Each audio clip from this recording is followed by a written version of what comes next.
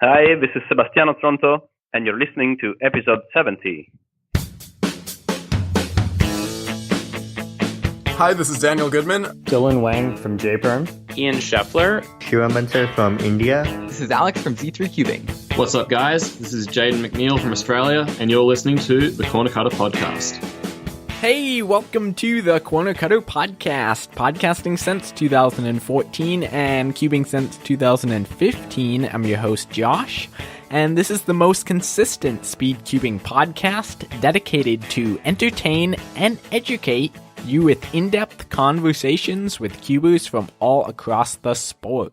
My email is josh@thecornercutterpodcast.com and send in your feedback, questions, and comments. I would love to hear from you.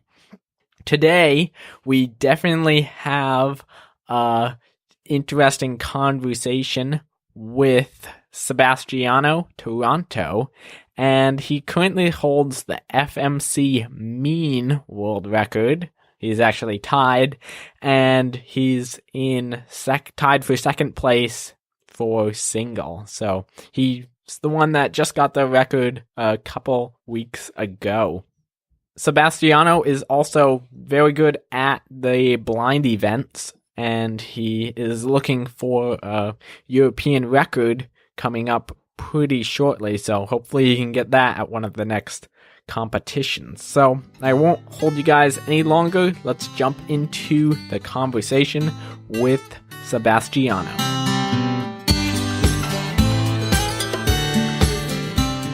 Sebastiano, thank you for joining me today on the Corner Cutter Podcast. Thanks for having me. What's the weather like right now in Italy? In Italy? I'm actually not in Italy right now. I'm in Luxembourg. I moved here recently. It's pretty nice. It looks like spring is starting. And my parents in Italy told me it's about the same. So it's not too cold for being winter. Mm-hmm. Okay. Yeah, we definitely just got a lot of snow up here in the northeast U.S. So. Oh. Okay. Yeah. It's you guys are a little bit ahead of us. So Tell us something interesting about yourself that most people wouldn't know. Okay. So I guess one thing might be that I like cooking a lot. I like scouting for new recipes, finding something I like, adapting it to my taste. So being Italian, I of course like making new pasta recipes or classical ones, but also other things, you know. And I enjoy it. It's relaxing, and I like eating, of course. Nice. Okay. Yeah, that's something I definitely didn't know about you. So could you tell us about the FMC round that you broke the world record mean in? What were your expectations for the competition? So for the competition, we had 2 rounds of FMC and then all the blindfolded events that I like. So I was expecting to, hopefully, I was hoping to break some of my PBs, which are also national records for Italy. Like FMC mean, which was 26.3, and possibly maybe like a sub 23 blind single to get European record, but that was like very maybe. So yeah, I was hoping for like a high 25 average or something like that in FMC. Cool. Okay. So could you elaborate on your routine, how the scrambles were in that particular round, and what actually happened? Yeah, so the scrambles were, except the last one, where there was this easy, not so easy, but doable, say 18. The other 2 scrambles were nothing particularly good. I mean, average, I would say. And the first scramble, I got a 30, which is not very good for me. At least it's not DNF. But other people got sub 30, but nothing better than 26, I guess. So it was an average scramble, maybe hard, I don't know. And I wasn't too sad about my 30, you know, it happens. It's just not a DNF. On the second one, I'm actually really happy about it. It's a 24. And it's where I did much better than anyone else, because other people, I think the best solve except my 24 was a 29. So that gave me an edge over the other ones. And I knew I was back in business. I could get a good average and maybe win the round. And I didn't use any like fancy techniques. I just doing slightly different starts. I had a much better continuation, and then a 24. And at this point, I thought, like joking with myself, I thought, oh, if I get an 18, I tie both world record single and mean at the same time. That would be cool, right? Of course, it was just a joke. I wasn't expecting it. I wasn't expecting to do it, like really. Mm-hmm. And when I started the third solve, I started with this edge orientation again. I often do it, like in the ZZ method. And then I tried to build two blocks, two by 2 by 1 blocks, like square blocks. And in doing so, I realized I also did this domino reduction, which is like reducing the cube to a state that can be solved like a domino 2 by 3 by 3 cube. So only with R2, B2, F2, L2, but UD, you can move them freely. And it's not easy to finish a solve like this. It's not always easy. But I thought I had lots of time left. I thought it was worth a shot. And so I did it. And when I saw like the cube solving at some point, I thought now I have it. I have a world record, and it was great. Actually, that was a 19, but I improved it easily in a couple of minutes to an 18, and that was great. And I had lots of time left. I checked again if I could improve it to 17, and I didn't find any way.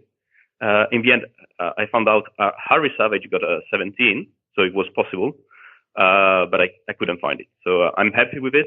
I'm happy that I had a world record mean, not a single, but doesn't matter. Mm-hmm. Yeah, it was really an awesome round, awesome competition.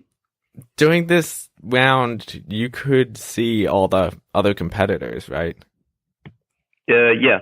What, like, when people started figuring out how easy scramble this was, did the atmosphere change?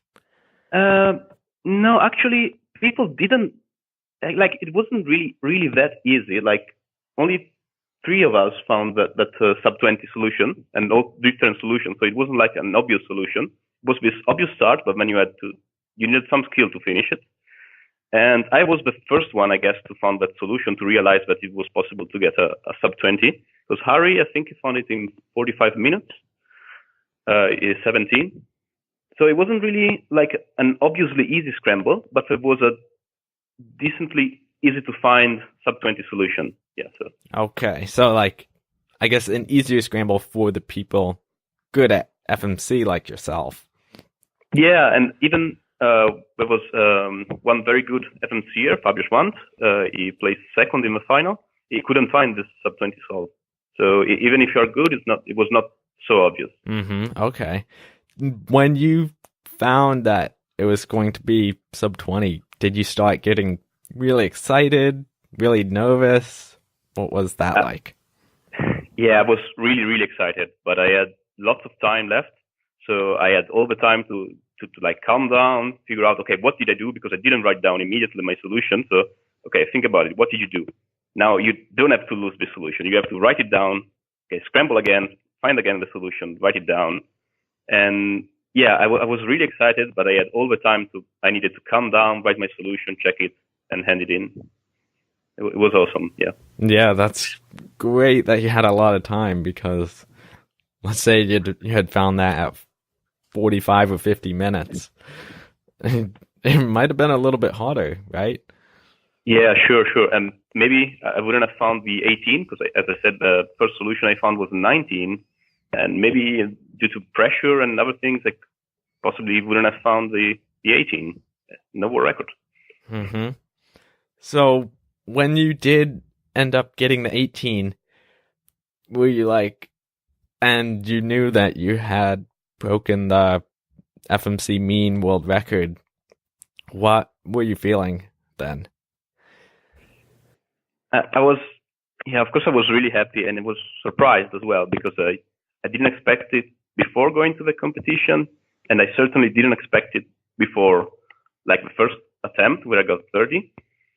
And yeah, it was like, I didn't even dream about getting the world record. I mean, I knew it was possible, because there's so many people who can possibly hope to get a 24 mean competition, but I've never thought it would be me at some point.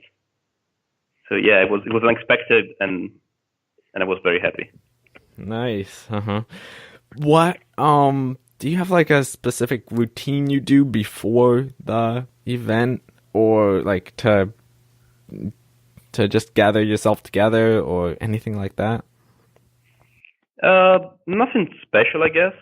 So I try to have everything I need and only the things I need on the table in front of me. So like my cubes, pen, paper, bottle of water, and maybe my ear muffs for the noise, but that's not necessary. I need to remember to go to the toilet before starting. Otherwise, if I have to go during the attempt, that's not fun. And apart from that, I just need to have everything I need and only the things I need in front of me on the table, and I'm good to go. Okay, yeah. So what cubes do you use for your attempt? So I used some Moyu GTS 2. I have a GTS 3 with light magnets. That's my main cube for blind and previously speed solve, but I don't use it for FMC. I just leave it rest in the box. But it doesn't really matter. I mean, as long as they are decent cubes, you can solve them at a decently fast. You don't need to do like speed solves. If you're faster scrambling during the attempt, that may give you like a slight advantage. But really, any decent cube is fine. I use the Moyo GTS 2 because I like them. I like the feeling. I can solve them fast. But it doesn't really matter. What plastic is it? They are stickerless. Okay. Stickerless cube. Mm-hmm. Yeah, I really like them because I don't have to change the stickers, especially for blindfolded solving. It's like one of my main events. If I have a sticker cube, and after a couple of competitions, I usually have to resticker it or ask the delegate, hey, is this fine? Is it okay? And it's just something that I'd rather not have to do. Mm-hmm. Now, for someone who doesn't really know how FMC works and how you can solve it in so few moves when a normal CFOP solve takes 50 or 60, could you explain how FMC works and your method? Yeah, so there's really not like just one method that you learn it and then you know, okay, I'm going to go get sub 30 every solve with this. It's more like a combination of many different methods, and it's like different approaches or techniques you can learn. So it's like what I do usually. I often start with edge orientation, and then I try to build blocks like a 2x2x2 or a 2x2 by 3. Or I start with block building right away without edge orientation. And after that, you try to like solve as many pieces as you can, and leave like 3 corners or 3 corners and 3 edges or 4 corners, something like that. And so now how to get to that point? So from some blocks, let's say a 2x2x3, to solving everything except 3 corners or 4 corners. It's not so easy, and you always have to like improvise. Yeah, that's maybe the key word. Improvise. See the situation, see what you can do, and so there are many ways. One decent strategy is to build an FQL -1 pair, so last layer and last slot step, and then you try to not just solve the last pair, but also like build some blocks with last layer blocks. It's not so easy, but you can try playing with it. And okay, so once I left a few pieces, what I do is I mark them with stickers, and then I go through my solve once or twice again, depending on how many pieces I have left. And I try to solve them, like to see a spot in the solve, like in the middle of the solve, where the 3 pieces are in a, say, nice position, where I can solve them with commutator or some other algorithms, and possibly canceling a few moves. Because like if you see a place in the solution where you can solve your corners with something that ends with u r prime u prime, and then the next move is u r prime again, you can like cancel the 2 moves and save a lot of moves this way. So yeah, that's the general idea. Solve as many pieces as you can, and then for the few ones that are left, you use this kind of insertion technique. Okay, cool. Could you explain how scoring works? I know it's not too hard to figure out if you look at it, but people new to FMC might want to know. Yeah, so the scoring is very simple. The number of moves is your score.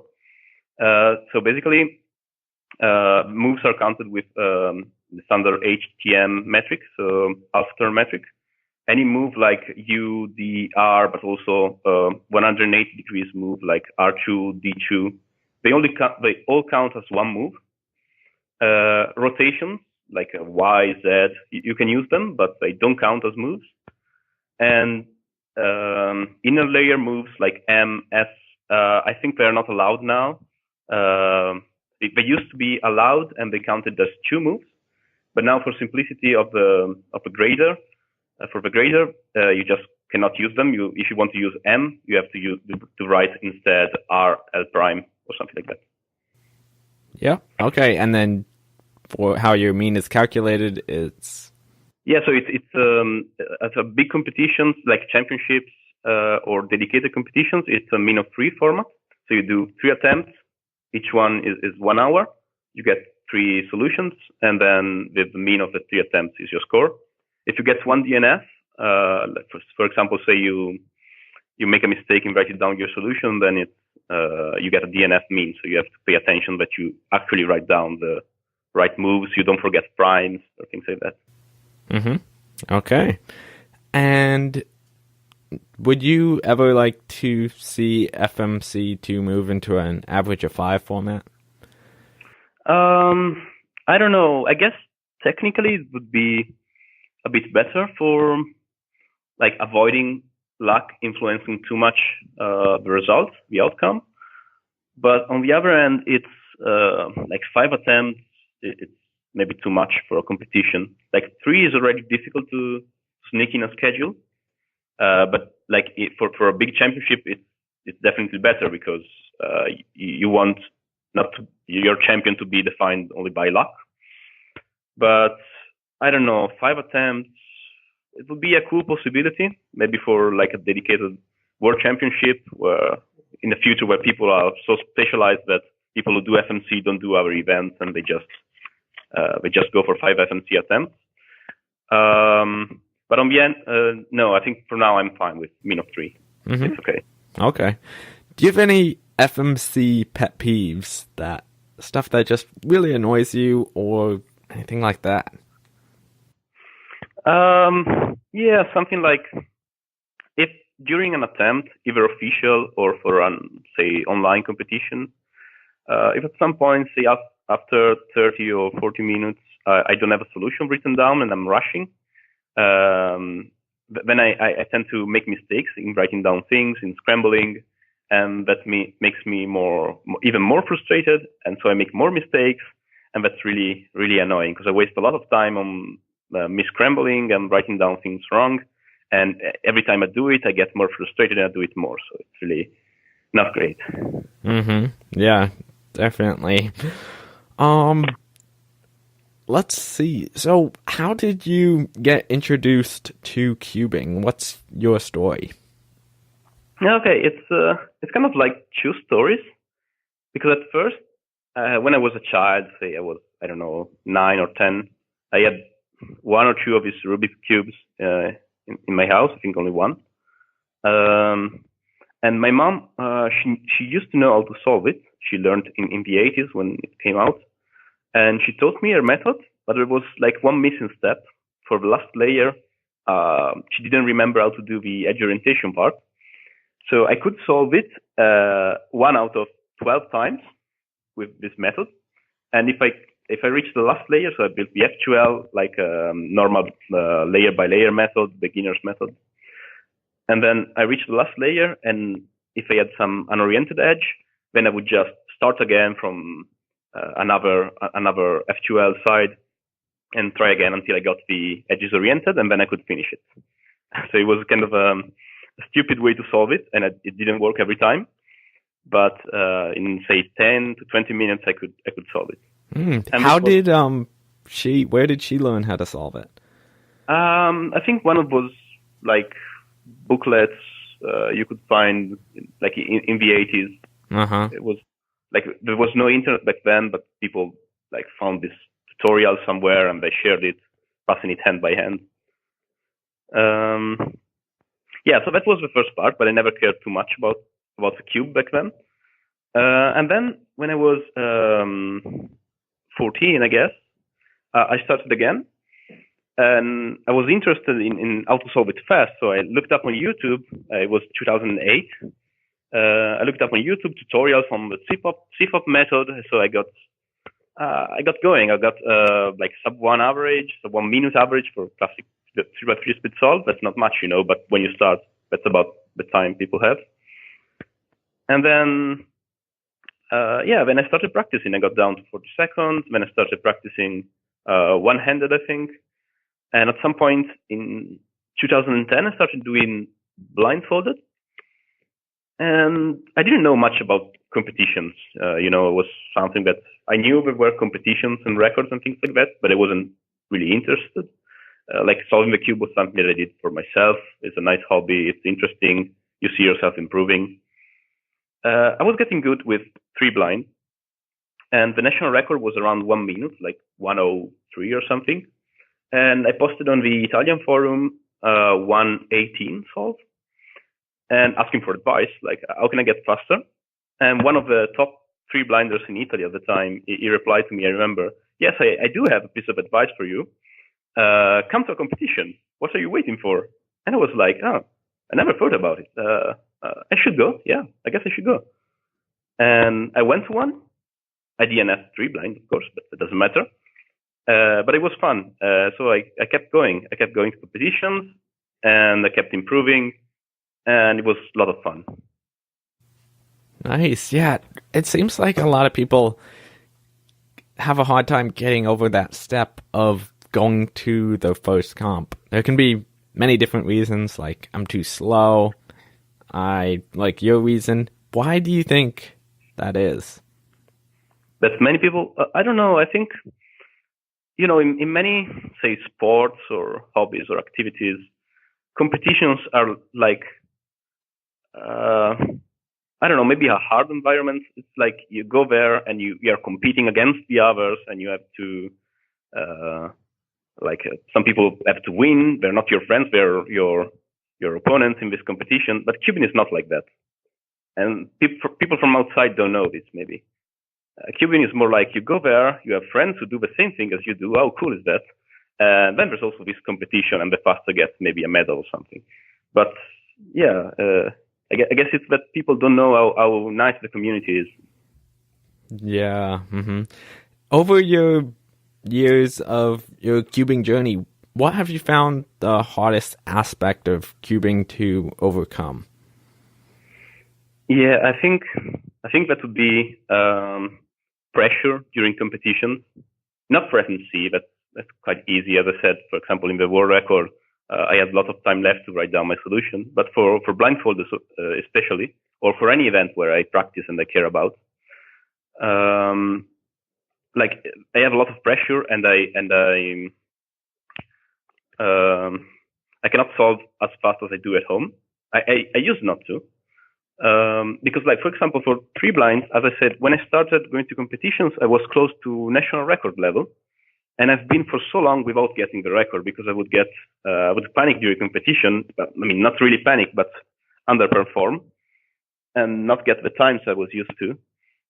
And it was very hard because I had fear of failing, and I kept failing in competition. So that strengthened my idea that I would keep failing, and that was not nice.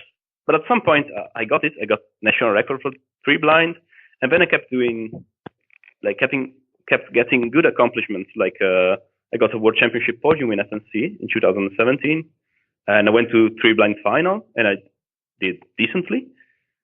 So at some point I said, okay, now I can not fail. Like, it happened. I did well sometimes. So now I guess one good thing is that I'm not afraid of failing anymore. But it was hard, and I still haven't overcome completely this pressure that I have during competition. When I don my blindfold, I can feel my heart beating like crazy every time. but yeah, I guess the trick is don't be afraid of failing. It happens. It can happen every time. It will happen again. But if you focus on what you did well once in the past, and you know, and you tell to yourself that it can happen again, you can do well again, then it's much better. Yeah, I think that's an awesome tip. How did FMC become your best event? Yeah, so I started in 2012, so later, after I started cubing, because there was this competition I was going to. They had one FMC attempt, and I said, okay, I can try this one. I knew many different methods because I was interested in them. Like, I wasn't fast with them, but I knew how Petrus method worked, maybe how rule worked. I don't remember. I used ZZ, and then CPOP was the first speed solving method that I learned. So I knew many different things, and I knew commutators for 3-blind. So I started learning some techniques like insertions for FMC, and I started practicing, and already I was sub 35, I think around 32 average when I went to that competition. And to that competition, it was very surprising for me. I beat the national record, which was 28 moves at the time. So it was nice, and I kept practicing. At some point, I got sub 30, and yeah, I don't know. I just found out that I liked it later, I guess. But it's really like I practice a lot because it's really interesting. Every solve is different from the other. You always have to try different things, keep your eyes open, improvise. So yeah, I kept practicing and learning more techniques from the speed solving forum. At some point, I collected all of them in a tutorial that I wrote and online somewhere. I think people usually say it's a nice tutorial. So if you want to check it out, and yeah, I guess like other events, I just kept practicing because I liked it. Yeah, speaking of practicing, when do you find time to practice at home? Yeah, it's usually in the evening when I come back home. I'd say like 6. I do some cubing, I say, I don't know, 1 hour or something, and then 1 hour and a half or so. Then I have dinner, and if I feel like I cube also after dinner, but it's more like playing around with the cube because I'm tired. And in the weekends, if I don't have competitions or other things to do, I practice in the weekends, and I usually could be like even 2 attempts per day during the weekend for FMC. Nice. Okay. What has been your best single and mean you have gotten at home? Okay, so I think I only had 1 hour sub 20 at home before getting this 18 in competition. So I'm not sure if it was a 19 or an 18. It could be a 19. So actually, my 18 in competition is my PB. And mean of 3, I think I have a 21.6. And average of 12, say 25.3. Yeah. And I think I'm globally around I-26 average. Nice. Okay, so do you see yourself or other people being able to break the 24 mean soon? Yeah, absolutely. I think it's about time it goes down because it's a 4 people tied now. So, yeah, actually, I think in the near future we could have even a sub 23 mean in the next, say, 2 years. But going onwards from that, what do you think the limit is for mean? For mean, I don't know. I think we could have 21 or maybe sub 21 mean at some point. Of course, you need some luck. The thing is, what's more interesting to think about is what can someone have as global average, because it can happen that one has incredible luck and get 20, 20, 19 in competition, but that's unlikely, but can happen. As global average, as far as I know now, the best people in the world get like low 26 average, maybe sub 26, I don't know. And I think 25.5 global average might be a limit, but I would love to see some new techniques being being able to bring someone to sub 25 global average, that would be awesome. There hasn't been any breakthrough in FMC in ages, except maybe now people are starting to realize that some methods that seemed hard, like a domino reduction thing, or maybe corners first methods, are not actually so hard. So we're trying to experiment a bit more with them. But still, it's some like techniques that adapt to what we already have. They don't improve the known methods by that much. Okay. So now, if somebody listening, they think all this talk about FMC is interesting and they want to start learning and doing the event, what resources and steps do you recommend them to take to get a good head start into FMC? Well, I would recommend reading my tutorial. Where can people find that? It's online. I can give you a link. Okay. Maybe you put it somewhere. I'll put the link right in the show notes. Okay. It's on the Speed Solving forum if you look for it, or even on Google. I think it's Sebastiano Tronto FMC tutorial. I think you find it. But anyway, it's a PDF, so many people nowadays prefer videos. I cannot really remember which YouTube channels have FMC tutorials. I think Jaden MacLeod has something, but maybe it's not like a long tutorial in more parts. But anyway, I can tell you now the basic steps to learn FMC. So I would say the step 0 is to learn many methods, like Petrus, even CFOP or ZZ, Roux. Play with different methods, play with the cube, see how the pieces move, learn block building and edge orientation, things like that. Just experiment with different speed solving methods. Step 1 would be learning some FMC specific techniques, like how to build a skeleton, so maybe the Heise method, or insertions, so commutators, maybe pre-moves and knees if you want. And then you can start trying like real FMC attempts. At first, don't force yourself to finish before the 1 hour time limit runs out. Just go with your solve, take the time you need. And after a few attempts, you will be able to finish a solve before 1 hour. And then I guess you might want to look up more specific, more advanced techniques, depending on what you already learned. You can look them up, like there's knees, this technique of switching between the normal scramble and the inverse scramble. So the inverse scramble works, for example, instead of scrambling with a scramble, you do the inverse sequence of moves, the scramble. So say the scramble is R, U, L prime. Instead you do L, U prime, R prime. When you find a solution for this inverse scramble, and if you invert your solution and write down the inverse of your solution, then you solve the original scramble. That's all these sort of techniques you can use. Yeah, but I would say learn many different methods, learn some FMC specific techniques like commutators, and then you can try FMC. Okay, great. And I'll definitely have a link to a few YouTube tutorials as well as your tutorial in the show notes to this episode on the website, thecornercutterpodcast.com. Do you have a fun cubing story you want to share? I probably have many. I don't know if I can think of one. Yeah, maybe there's one.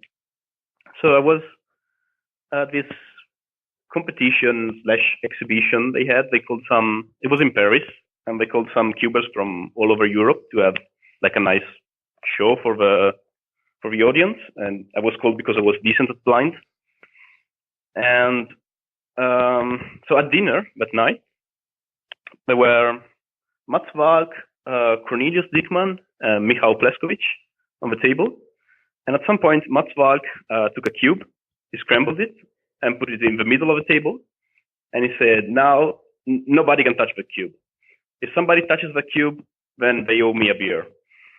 And it was hard to resist, when you have a scrambled cube on your desk, how can you resist not solving it? It's very hard, right? Mm-hmm. And at some point, Mats went to the toilet, I guess, or on a phone call or something. And Michał, he said, okay, I cannot do it. I just solve it. And he took the cube and solved it without Mats knowing because it was away. And okay, now I feel much better, he said. And we tried to put it back to the right position. I don't remember. I think they asked me to memorize it before so that we could more or less scramble it in a similar way. And then Mats came back and he didn't realize anything. But then still Michal couldn't resist, and he kept like solving it 1 or 2 moves at the time without Mats noticing during dinner. And at some point, Mats realized that the cube was almost solved, was like F2L done or something. Mm-hmm. And yeah, I guess Michal bought him that beer. Yeah. Mm-hmm. Yeah, that's definitely a fun story. Something you don't always get to see. Like, it's a behind-the-scenes moment. Yeah. Do you have any other, like, things you want to share before we start wrapping this up? Do you have a favorite competition? Anything you want to say about your blind events? Could be anything. I don't know. Favorite competitions? It's hard to say because, for example, the World Championship 2017 in Paris was a great competition. It was my first very big international competition. But I also liked many small competitions or many mental breakdown kind of competitions, like the one where I got the world record for FMC. So it's hard to say. I really like most of competitions I go to. About my blind events, I don't know. I haven't much to say. I hope I can get some maybe European records soon because there hasn't been any sub 20 single by a European yet. There's like 6 people with a 20 point something single and another 4 or 5 people with 21 or 22. So it's getting crazy now. Okay, yeah. Definitely good luck with that. Thank you. What's something you've changed your mind about recently? I don't know. I change my mind quite often about things. I think it's a good thing, is stay open-minded. Don't like build a castle around your ideas. Admit you're wrong when you think so. So I often change my mind. But maybe one thing that may influence my life and my cubing career is that I always consider cubing like a hobby, and I didn't want it to take much time from my life, from my career, my studies, and things like that, because I didn't think it was very valuable to me. Like it was just a game, just a little toy. It's nice, it's fun, but I didn't want it to take away time from other things. But now I'm starting to realize that the fun I get from the cube, like going to competitions, seeing places, improving myself, just the fun of playing with it is something very valuable, and it's worth like investing time and energy into it. So maybe that's one thing that I changed my mind about. That it's worth spending some time and energy and resources into cubing because it's fun. Yeah. Now, final question. If you could go back in time to when you first started cubing, what's one piece of advice you would give yourself?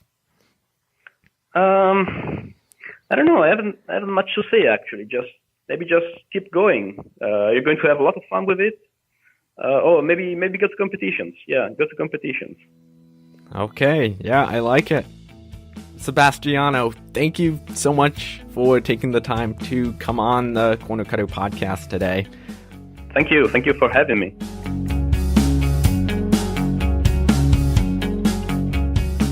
Wow, he shared a bunch of great information about FMC and more. Wow, I learned a lot about FMC and it was fun to hear his stories and techniques.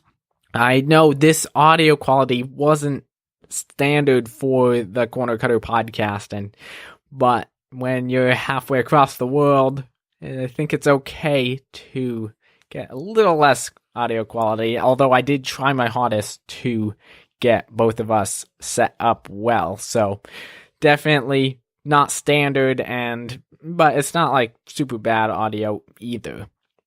So I want to thank you guys for listening. If you want to check out all the information that he shared. I'll have links in the show notes to this episode at thecornercutterpodcast.com/show notes. And if you have any feedback, please email me, josh@thecornercutterpodcast.com. And also, I forgot that the question of the month is still going on. Please send in your audio answer, and I'll have a link in the show notes to SpeakPipe where you can record your message, or you can just attach it to your email. And the question is, what is your favorite YouTubing cuber and why? So what's your favorite YouTuber? Let me know, and I need your answers by the end of February, so don't delay sending it in. And I want a couple of responses, or several responses, so please send a response in. So that's it for episode 70. I don't have anything planned for the next episode right now, but it should be good. So another mystery episode. Thank you guys for listening, and now it's time to take episode 70 back to the scrambling table, and I'll talk to you guys again next week in episode 71 of the Corner Cutter Podcast.